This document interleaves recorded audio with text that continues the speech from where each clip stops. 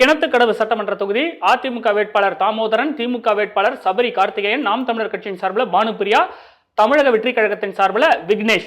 கிணத்துக்கடவு சட்டமன்ற தொகுதி யாருக்கு சாதகமாக இருக்க போகிறது? தந்தி டிவியின் கருத்து கணிப்பு முடிவுகள் கடும் போட்டி என்கிறது. திமுகவுக்கும் அதிமுகவுக்கும் ஒரே சதவீதம் தான், 37 முதல் 43% பேர் அப்படின்னு சொல்லி இருக்கிறாங்க.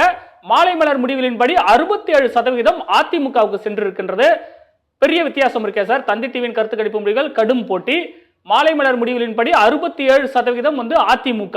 அப்ப கடும் போட்டியாக இருந்தாலும் கிணத்துக்கடவுல அதிமுக லீடு எடுக்கும்னு இதை புரிஞ்சுக்கலாமா?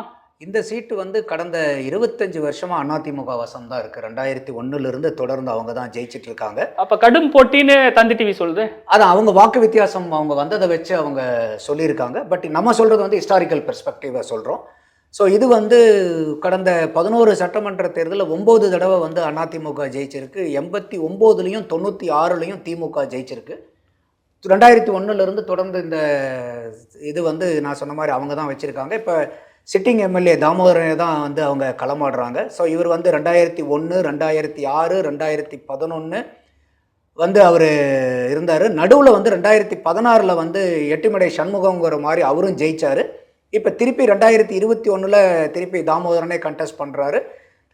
திமுக சைடில் வந்து பார்த்திங்கன்னா கேண்டிடேட்டையும் மாற்றிருக்காங்க.